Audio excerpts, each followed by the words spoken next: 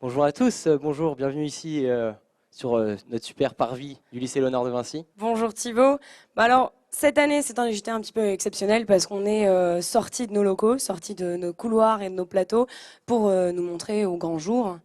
On est Voilà. tout à fait une équipe de techniciens à travailler d'arrache-pied pour que vous puissiez nous voir ici dans ce décor plutôt sympa. Et admirer aussi la technique, puisque devant nous, on peut voir la régie son et derrière nous, la régie exploitation. Voilà, on leur fait un petit bonjour. Ça vous permet de découvrir aussi ce qu'on vit au quotidien. On va pas trop épiloguer non plus, Thibaut. Non, alors plutôt que vous faire un sommaire rébarbatif et pénible pour tous, on va commencer direct avec le premier sujet, qui est un docu-fiction de... Voilà, alors c'est un docu-fiction un petit peu particulier. C'est un docu-fiction, un reportage, on ne sait pas trop, basé sur L'île aux fleurs, qui est un film sorti il y a quelques années, oui déjà. C'est un donc docu-fiction présenté par Serge Mercier et par Justine Burban.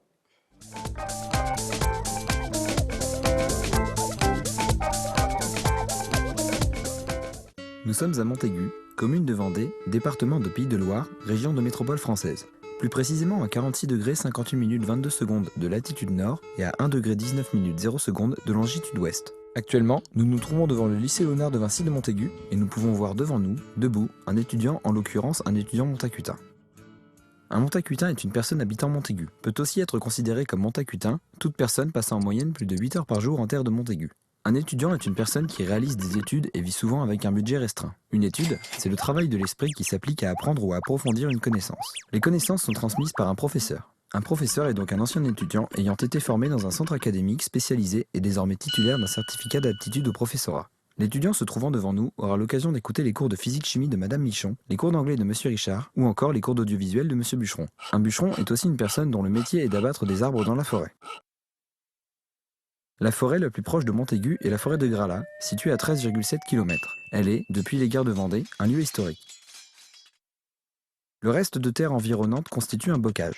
Sur 3675 hectares de ce bocage sont implantées 181 exploitations agricoles. Un bocage est un assemblage de champs ou prairies de formes irrégulières aux dimensions inégales, limitées et closes par des haies vives bordant des chemins creux. La majeure partie des exploitations vendéennes sont bovines et laitières. La vache est donc l'animal le plus présent sur la communauté de communes Terre de Montaigu. Le lait et la viande qu'elle apporte sont la base de l'alimentation de la population française. Pourtant, dans certains pays, la vache est sacrée. Dans cette ferme, le lait extrait de la vache par une treilleuse sera emmené par camion à la laiterie de Montaigu en échange d'argent. Parfois, on impose aux producteurs de vendre leur lait moins cher. Le producteur devra alors vivre avec un budget restreint, tout comme un étudiant montacutain. Le lait vendu à la laiterie de Montaigu sera transformé en différents produits, entre autres du beurre. Le beurre est une substance grasse et onctueuse obtenue par écrémage et pasteurisation du lait. Le beurre sera lui-même emmené par camion dans divers supermarchés, en échange d'argent. Un supermarché est un magasin de grande surface offrant divers produits vendus en libre service. Les produits variés dont on ne citera ni la marque ni le nom sont classés par famille. Ainsi, l'efficacité des étudiants montacutins à faire leurs emplettes sera optimisée. Par exemple, le beurre numéro 980 161 sera vendu au rayon laitier de supermarché tout comme le beurre et le beurre en échange d'argent. D'où l'expression « on ne peut pas avoir le beurre et l'argent du beurre ».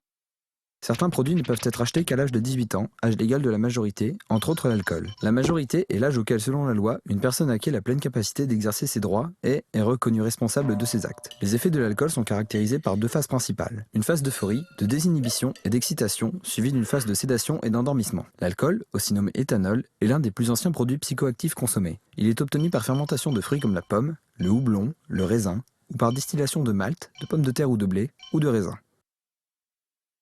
La majorité est liée à une prise de conscience qui intervient lorsqu'un adolescent devient étudiant. L'adolescent qui devient étudiant devient de même indépendant. Indépendance, c'est l'état de quelqu'un qui n'est redevable de personne sur le plan matériel, moral et intellectuel.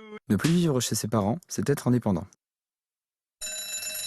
Au lycée Léonard de Vinci, 70% des étudiants considèrent la présence de Colette comme indispensable. Colette, par son soutien maternel, favorise la transition du cocon familial à l'indépendance. Colette est l'adjointe administrative du lycée Léonard de Vinci de Montaigu. Depuis son arrivée à Montaigu en 1993, elle a vu passer environ 15 200 dossiers d'inscription, s'est chargée de 45 600 bulletins scolaires et a photographié plus de 35 plateaux de JT d'étudiants. Le bureau de Colette se caractérise par 15 mètres carrés de photos et un pot à bonbons. Colette, passant en moyenne plus de 8 heures par jour au sein du lycée Léonard de Vinci, peut être considérée comme montacutaine. De par sa petite taille, Montaigu est propice à la convivialité. La convivialité est un mot qui traduit les échanges amicaux et chaleureux entre les membres d'un groupe de personnes. Grâce à ces quelques kilomètres carrés, les échanges amicaux montacutins peuvent avoir lieu inopinément dans l'une des 116 rues, 12 impasses, 4 lignes d'eau de la piscine, 2 salles de cinéma ou encore à l'une des 50 tables de café de Montaigu. Les douves représentent un lieu propice au rassemblement par son étendue, sa proximité et son éclairage. Ce dernier fut installé dans les années 70 afin de mettre en lumière ce formidable patrimoine historique. L'élément le plus notoire de celui-ci reste la digue de Montaigu. Au Moyen-Âge, elle était un lieu de rencontre où l'on se racontait des histoires charnelles. On la nomma alors la digue du cul. Une chanson du même nom fut inspirée par l'histoire de la duchesse de Berry qui y tomba et s'y trouva dévêtue. Elle fut interprétée par les frères Aujac, le groupe de heavy metal Vulcain et Pierre Perret. Un extrait de cette chanson paillarde est proposé à la borne historique du château des Douves. Elle fait aussi office de pierre tombale au Carassus Horatus Horatus, plus communément appelé Poisson Rouge, d'un ancien étudiant montacutain qui lui donna le nom de PQ. Si vous vous trouvez actuellement à 46 degrés 58 minutes 22 secondes de latitude nord et à 1 degré 19 minutes 0 secondes de longitude ouest, écoutant ce flot d'informations incessant, c'est que vous comptez passer en moyenne plus de 8 heures par jour sur Montaigu, bénéficiant du continuel soutien maternel de notre chère Colette, que vous envisagez goûter aux délices locales obtenues par écrémage et pasteurisation du lait, en chantant à tue-tête l'hymne historique montacutain, vous pourrez alors, par raisonnement hypothético-déductif, vous considérer comme un étudiant montacutain. Voilà, on espère que ce sujet vous aura permis de découvrir la vie montacutaine et plus spécialement la vie étudiante. Pour poursuivre avec ce JT, Thibaut. On va se diriger en fait vers une plage vendéenne où sur cette plage on a rencontré un surfeur qui, en plus d'être surfeur, a la particularité d'être shaper. Mais qu'est-ce que c'est qu'un shaper? Alors un shaper, c'est très simple.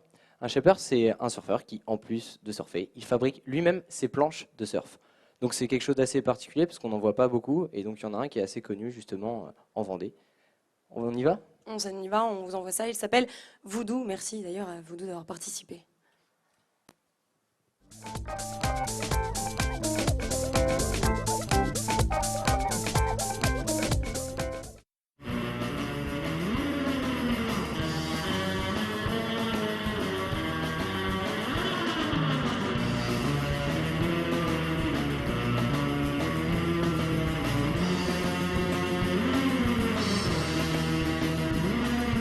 Donc j'ai commencé à faire mes planches il y a 15 ans. Vraiment, ça m'a toujours passionné de fabriquer des objets.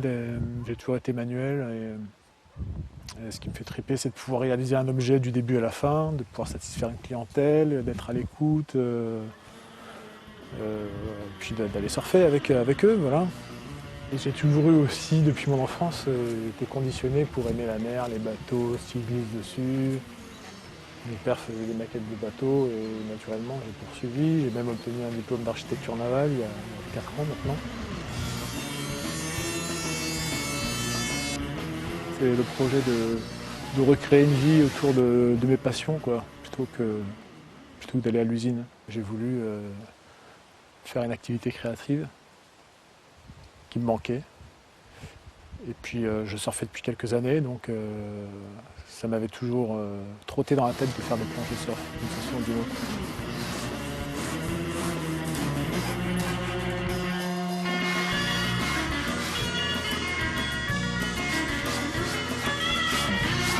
D'abord, on taille un pain de mousse, comme tu as vu tout à l'heure. On le façonne, on coupe les extérieurs, on décroute le dessus, le dessous. On façonne les avants, les arrières, les rails pour que toutes les formes se lient bien. Et après, on fait un ponçage fin de tout ça pour finir par entoiler la planche. La planche va être entoilée dans de la fibre de verre et de la résine qui va lier tout ça. Ce qui fait que ça va lui donner de la résistance et de l'étanchéité. Et après, on va venir poncer tout ça au grain fin pour avoir une jolie finition comme ça. Que je puisse me dire quand je croise une de mes planches qu'elle me fait envie, que j'aurais bien envie de la récupérer et de la ressurfer.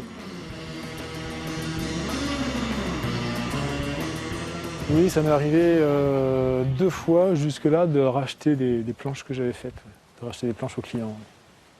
J'aime bien ça, c'est sensuel, tu vois, c'est tout en rondeur, c'est bien galbé, tu vois, ça se caresse comme une femme, ça, tu vois. Presque dormir avec.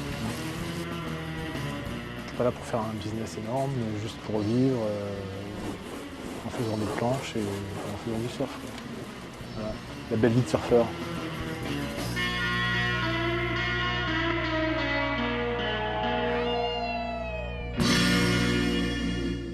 Alors toujours sur les terres vendéennes, on va retrouver Emmanuel Boissilvaux, le directeur du festival de hip-hop Urbano. Merci de l'accueillir comme il se doit.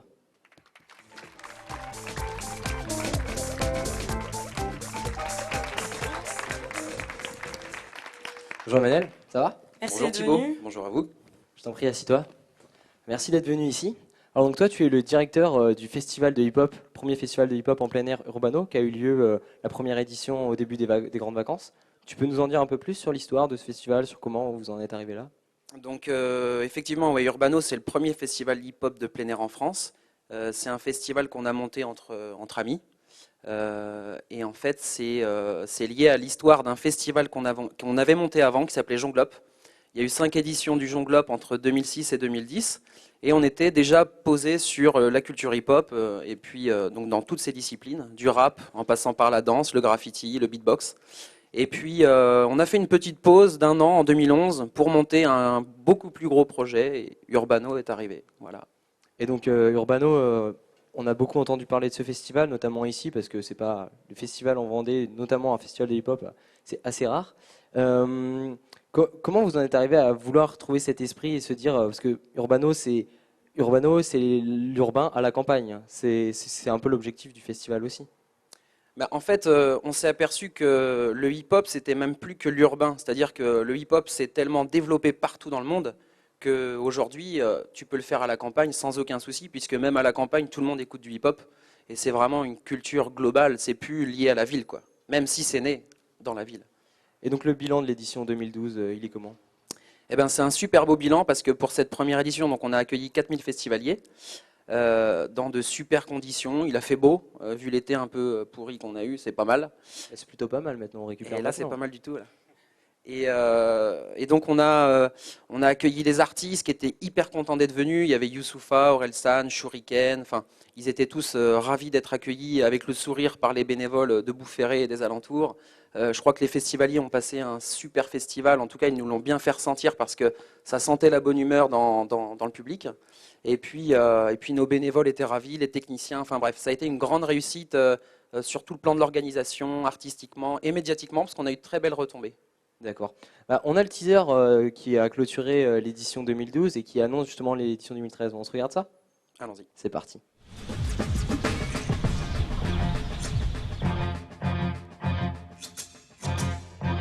On est à Boufféré, man!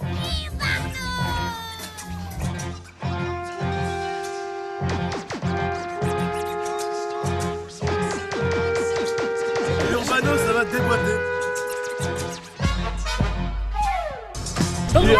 Urbano!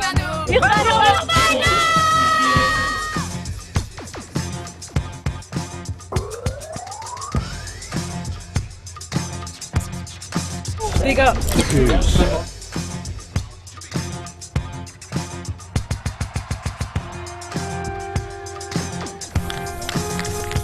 Big up au festival, c'est lui qui leur rend. La prochaine avec plaisir. Lourd. L'organisation c'est terrible, les gens sont super cool. On est vraiment content d'être là aujourd'hui. Urbano, c'est vraiment cool. Check, Urbano!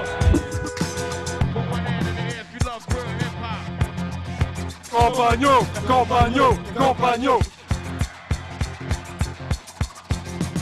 On a eu du monde, c'est sympa, je pense que les enfants sont bien éclatés. Big up à toute la team Urbano, c'est mortel. Et Urbanino bien sûr. On met ça l'année prochaine, pas de soucis.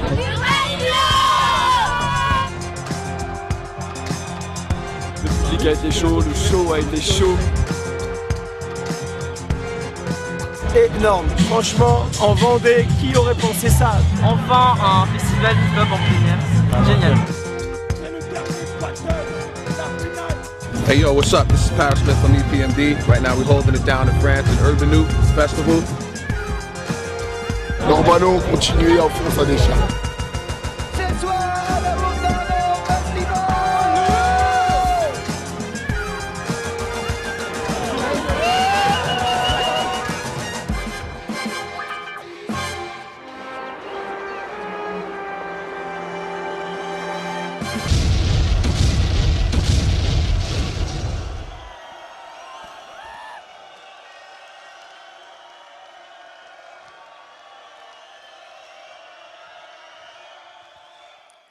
Voilà, on espère que ça vous donnera envie d'aller au Festival Urbano l'année prochaine. On espère que vous viendrez nombreux.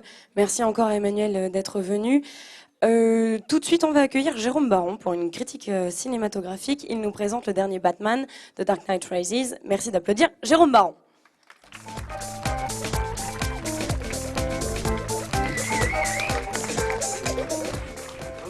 Bonjour Jérôme, je t'en prie. Alors aujourd'hui, tu nous présentes le dernier Batman. Bon.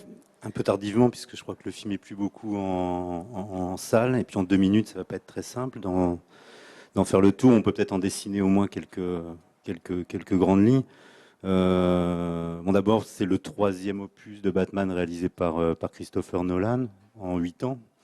Donc ça fait un rythme assez effréné pour des films qui ont tendance, justement, je crois que c'est un peu le point faible de ce 3e opus, d'être dans une sorte de surenchère systématique sur les prouesses que Nolan est capable de promettre à son spectateur, quoi.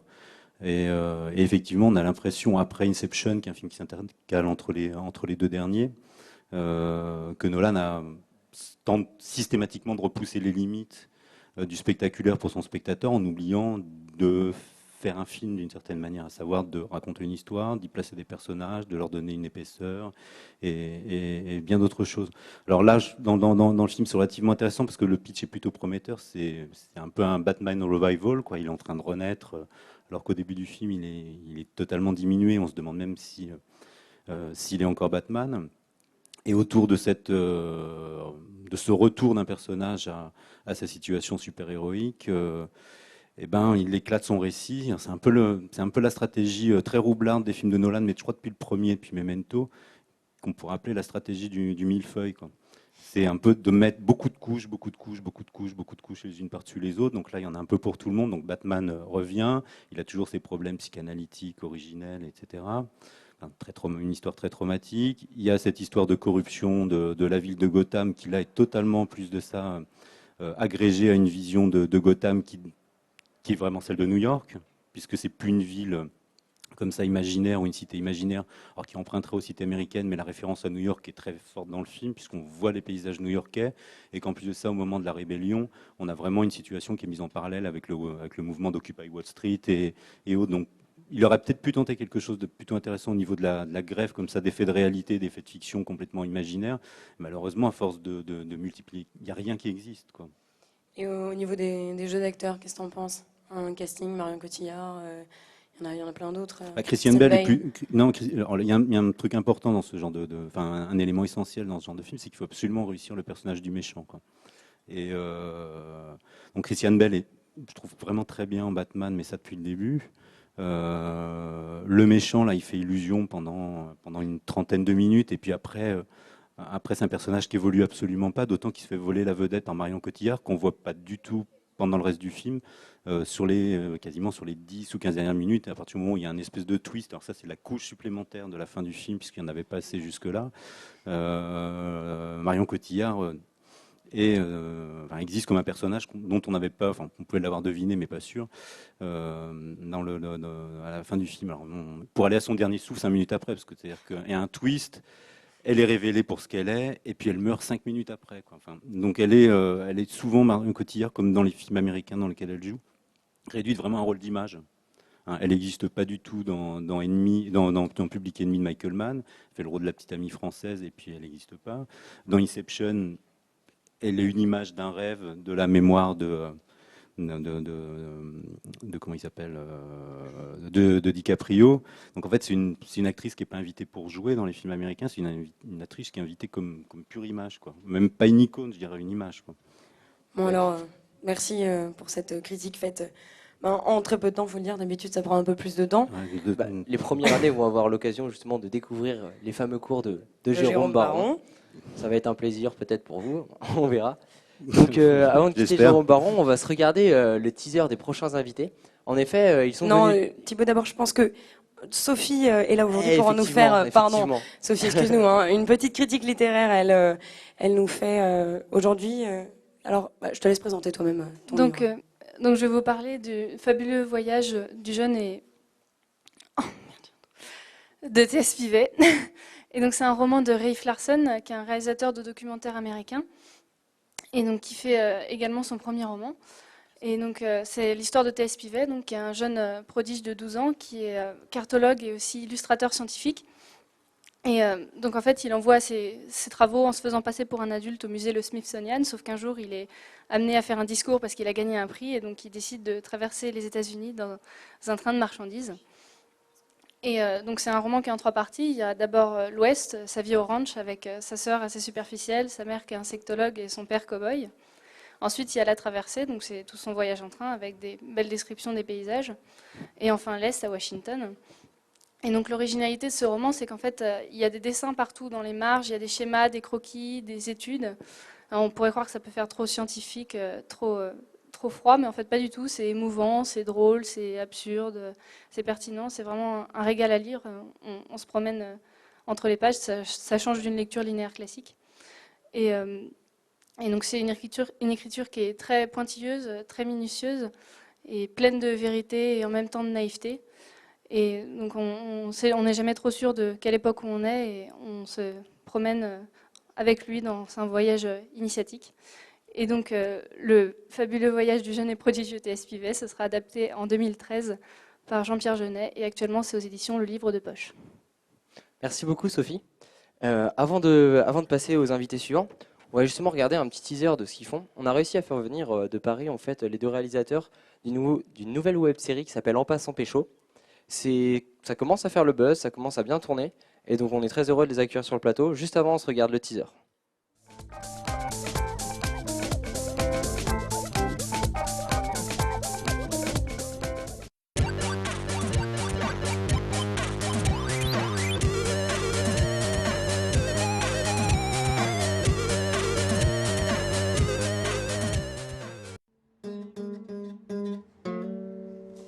Je sais pas si vous avez remarqué, mais de plus en plus.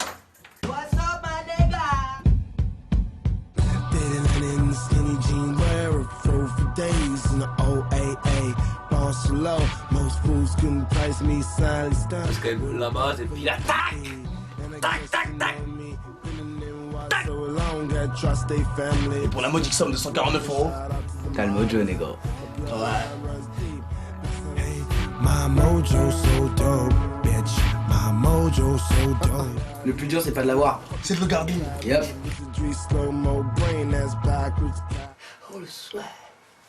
Swag, swag, everything is purple. Everything is purple.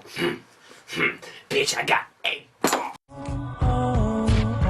Hey, my mojo so dope, bitch. My mojo so dope. Yeah, we live it, yeah. Et donc les voilà, ils arrivent sur le plateau. Merci d'accueillir Pablo et Julien. Salut les gars. Bienvenue. Je vous en prie, asseyez-vous. Donc vous êtes les 2 réalisateurs de la web-série En passant pécho. On va commencer direct. Comment ça vous est venu l'idée de monter une web-série? Alors on est parti en vacances. On parlait beaucoup de films de cul et de drogue. Donc on s'est dit qu'on allait les mettre les 2 ensemble et les mettre sur Internet. Et alors c'est une recette qui fonctionne quoi? Bah apparemment. Recette simple qui fonctionne, ok. Comment vous avez dégoté tous vos acteurs pour justement vos podcasts, qu'il y en a quand même pas mal, vos vidéos pardon. Bah, il y en a un qu'on a rencontré dans notre école de cinéma il y a quelques années. Et il s'avère qu'il commence à tourner dans pas mal de séries, dont Les Lascars sur Canal. Et il nous a ramené des acteurs assez patates justement. Et voilà. Et en gros, c'est lui qui nous a ramené tous les acteurs, quoi. En l'occurrence, Nassim aka Kokman. D'accord, ok. Et donc, vous tournez comment en fait? Enfin, vous avez un studio, vous tournez chez vous, vous vous éclairez comment? Enfin, c'est... On a tourné dans ma chambre de bonne en fait. Et on a éclairé nous-mêmes. D'accord, ok. Donc vous faites appel à aucune technique extérieure en fait? Non. Vous-même. Ouais. Bah, l'avantage d'une école de cinéma, de toute façon, c'est de rencontrer des gens avec qui tu vas bosser plus tard. Et donc c'est ce qui nous a permis, avec aucun moyen, de tourner de manière assez propre. Et puis je pense qu'on vit une nouvelle époque où justement tu as besoin de plus beaucoup d'argent pour pouvoir tourner quelque chose. Tu n'as même plus besoin de diffuseurs. Maintenant on a Internet. Et on s'est dit que c'est l'occasion de lancer quelque chose sans avoir besoin de personne. Et donc de ne pas se censurer. Et donc de parler de ce dont on a envie de parler. C'est très à la mode tout ça, les vidéos justement sur Internet, la vidéo un peu homemade. Et comment voulez-vous différencier vous justement par rapport aux autres? Bah, par rapport à d'autres gens comme Norman, Hugo et tout ça, on est plus... nous, à la base, on est parti sur le censurable non diffusable. Donc, on fait exactement tout ce qu'on a envie de faire. Et on ne cherche pas des diffuseurs ou se mettre dans un format On télé. cherche même pas à gagner de l'argent avec, quoi. Puis on sait que en parlant de drogue, on se vendra pas à des banques, quoi. Oui, effectivement, ce n'est pas le CIC qui va vous subventionner après pour que vous fassiez. Voilà. Ok, bon, bah, merci beaucoup en tout cas d'être venu sur notre merci à plateau. vous. Merci d'avoir Merci fait pour le l'accueil. déplacement. Super sympa. Petit flash, on vous rappelle que demain, le collectif Y croit quoi ouvre le Zinor. Alors le Zinor, c'est un centre culturel où énormément de choses se passent. Toutes les associations de musique montacutaine, les associations de musique actuelles se retrouvent pour justement essayer de solidariser tout le monde. Et donc dès l'après-midi, dès samedi après-midi, c'est possible pour vous d'aller là-bas. Il y avait une soirée aussi après, donc je pense que ça vaut vraiment le coup d'aller faire un tour. Lucie ? Merci Thibaut. Alors maintenant, on va passer à de la musique. On va parler des Driving Moon Explosion. Ils sont 3 jeunes, ils sont beaux et talentueux. Cette année, on les a découverts avec plaisir. Ils font partie du BTS audiovisuel de Montaigu. Et la semaine dernière, ils ont participé au tremplin pour le festival Bœuf Caroc qui se déroulera le 6 octobre. Ils ont fait donc un nouveau clip de leur chanson Stay in the Backroom. Voilà, ils ont gagné ce tremplin et grâce à ça, ils pourront faire la première partie, par exemple, du Peuple de l'Herbe. On vous laisse découvrir ça tout de suite.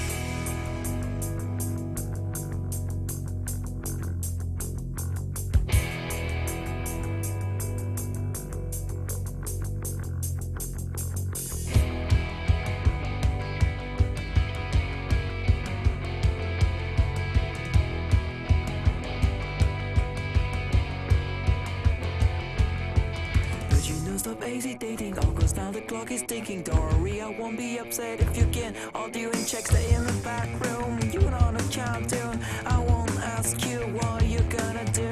But you don't stop hesitating, all goes down, the clock is ticking. Don't worry, I won't be upset if you can. All doing checks, stay in the back room. You're on a countdown, I won't ask you what you're gonna do. You know I'm like you, I'm living in my dreams, but in my hands I'm meandering, 'cause my head doesn't control anything. I think I could fly with you, but I fear the landing. Yeah, you know I'm like you, I can let you shut, but no talking. Yeah, I want you, yeah, I want you, want it to be mine for the night.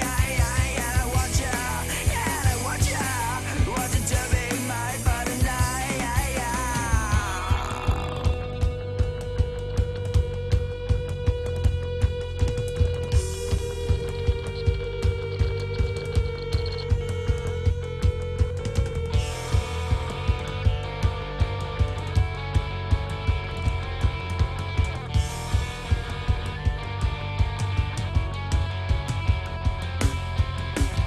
I'm crazy about you when you wake up your head. Sure, I figure with you, kill got me in my trips. I can't get satisfaction if you suck in and don't taste me. I want to see you in a lie. Yeah, why? Yeah, watch ya, yeah, I watch ya. Want it to be mine for the night. I watch ya, yeah, I watch ya. Want it to be mine for the night.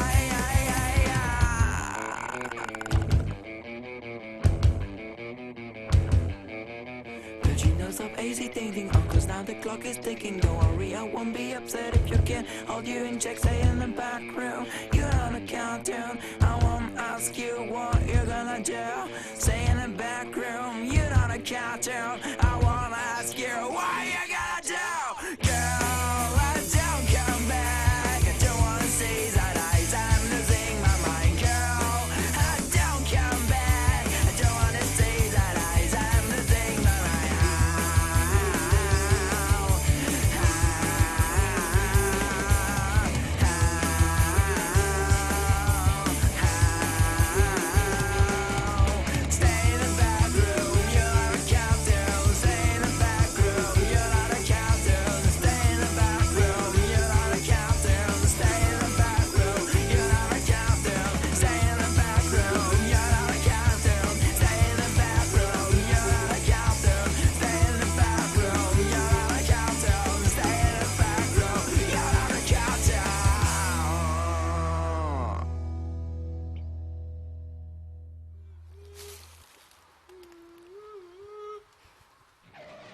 envoie du très très lourd. On espère que vous les retrouverez bientôt. Ils sont en train d'enregistrer un album d'ailleurs en ce moment.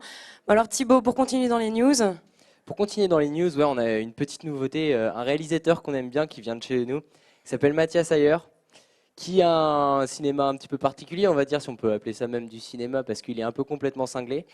Et la nouvelle bande-annonce qui vient de sortir est aussi très particulière. Enfin, c'est la bande-annonce d'un long métrage qui compte finir de tourner. Je ne vais pas forcément en dire plus, c'est juste l'histoire d'un tueur en série complètement dégénéré qui a décidé de massacrer toutes les stars du petit écran. Et ça s'appelle Evil Frame.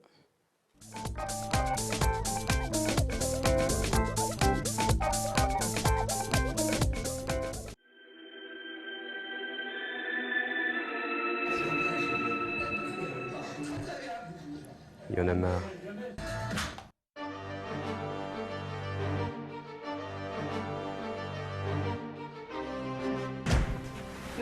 Monsieur Hollande, il y a un grave souci là. Et lequel? Il y a un tueur en série qui est en train d'éliminer toutes les célébrités de la télé. Écoutez ma chère, c'est le cadet de mes soucis. Papa est proche. Il arrive. Il arrive. 216, 217. Je viens d'avoir un appel du président. Cet homme est l'ennemi public numéro 1. Il faut envoyer nos agents de CSA. Il a déjà Christian Clavier. Et Patrick Sébastien.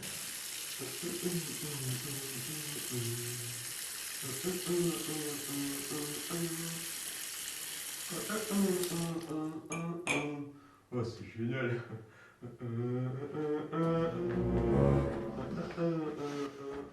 Alors, fais tourner les serviettes. Nous interrompons votre programme pour un flash spécial. Le célèbre champion français de judo David Douillet a été retrouvé assassiné dans son appartement parisien. D'après les médecins légistes, la cause aurait été l'étouffement.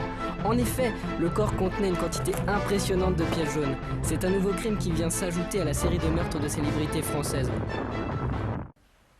Il faut vraiment arrêter ce cinglé. Alors comme ça, tu veux faire le ménage? Lâchez-moi, je vous dis.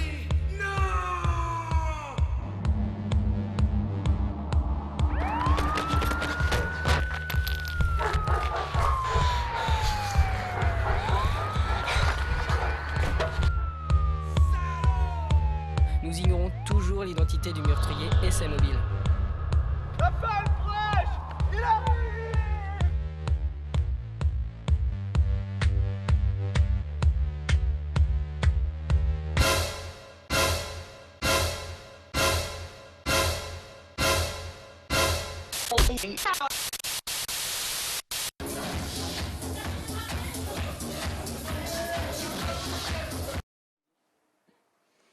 Effectivement, on vous avait prévenu, ce réalisateur est quelqu'un d'assez dérangé. On va retomber avec quelqu'un de peut-être un peu plus rationnel, puisque c'est bientôt un de nos professeurs, donc on espère qu'il est un peu plus équilibré quand même. Alors Merci à Sonnery. c'est un nouveau prof de DLA, domaine littéraire artistique pour les audiovisuels. Il s'appelle Antoine Bourg. On accueille Antoine pour le Ciné-Club.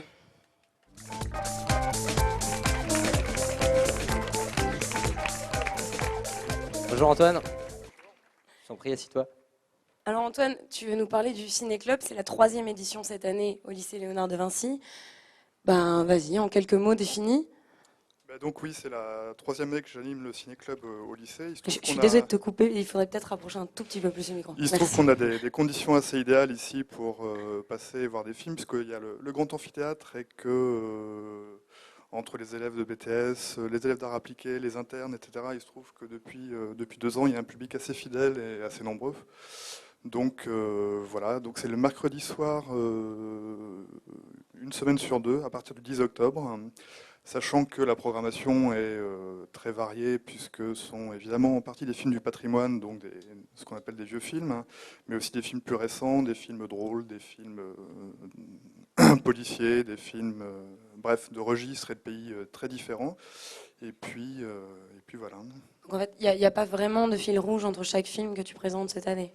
Il n'y a pas de thématique générale, le seul critère, c'est que ce sont des films que j'aime beaucoup, des films qui me paraissent abordables même pour un public qui n'est pas forcément initié et cinéphile à la base. Hein.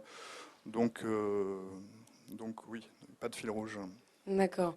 Bon, donc ça commence le 10 octobre, c'est ça? 10 octobre avec une donc, première séance avec Carrie de Brian De Palma, qui, pour en dire 2 mots, est selon moi un très très grand film des années 70, qui est à la fois un film de terreur, hein, puisque c'est une adaptation d'un livre de Stephen King, mais aussi le film qui pose les bases de ce qu'on va appeler ensuite le teen movie, c'est-à-dire les films qui se passent dans les lycées avec des ados et des codes très précis, mais en fait qui sont posés par ce film-là. D'accord, merci beaucoup. Bon, donc on vous invite tous à voir, à aller voir les films du Ciné Club. Voilà, on va enchaîner peut-être Thibaut. Ouais, merci tout à fait. Antoine en tout cas d'être venu nous présenter tout ça. Alors, qui dit rentrée bien sûr dit news. Alors on va envoyer les news. Alors, cette année, on a 1022 élèves qui sont rentrés mardi dernier au lycée Léonard de Vinci. C'est une trentaine de moins que l'année dernière, donc ça va permettre d'alléger un peu les classes. La réforme du lycée a donné des nouveaux enseignements de spécialité. En L, il y a l'option droit et grands enjeux du monde contemporain. En ES, les sciences sociales et politiques. En S, l'option informatique et sciences numériques. Les mathématiques sont devenues facultatives pour les littéraires. Sinon, le lycée accueillera, comme chaque année, 8 correspondants australiens qui viennent tout droit de Melbourne. Ce sera de décembre à janvier, donc il faudra leur faire un bon accueil. Et pendant les vacances, il y a le couloir électronique qui a été entièrement remodelé, les plafonds ont été rabaissés et une isolation phonique a été renforcée. Voilà pour les news. Merci Thibaut. On va tout de suite accueillir Monsieur Leleu, le nouveau proviseur adjoint de cette année, pour qu'il nous fasse ses vœux de rentrée. Monsieur Audin, bonjour. Monsieur Leleu, pardon, bonjour. Bonjour. Bonjour. Bonjour, bienvenue parmi nous. Merci. Bonne rentrée. Merci, et c'est une rentrée également pour moi, oui. Tu disais pour cette année, ce sera pour les 3 ans minimum, quand même. D'accord. Cette année, la première en tout cas. L'année, c'est évidemment la première. C'est une année pour moi de découverte de votre lycée, de toutes ces formations, parce que tu as fait le détail tout à l'heure. Il y a quand même une grande richesse des formations ici, ça bouge pas mal, quoi. Donc c'est une année de rentrée scolaire et comme toutes les nouvelles années, c'est la saison des vœux. Donc franchement, pour tous, que ce soit élèves ou étudiants, je vous souhaite une grande année, évidemment du travail, mais aussi beaucoup de réussite, quoi. Voilà. Merci beaucoup d'avoir fait une petite apparition sur notre plateau. Oui, comme ça permet à tout le monde de visionner un peu et de voir un peu ma tête. Parfait, très Merci. bien. Alors, il est temps de conclure ce JT, il me semble. Effectivement, on commence à arriver vers la fin. On remercie tout le monde, tous ceux qui ont travaillé sur ce JT, les techniciens, les professeurs qui nous ont assistés. On remercie aussi les membres de l'administration. Ouais, les communications visuelles. Qui nous ont fait les panneaux qui sont derrière vous, qui ont participé à des animations dans jingles. voilà, les jingles, qui ont participé à des animations dans nos cours.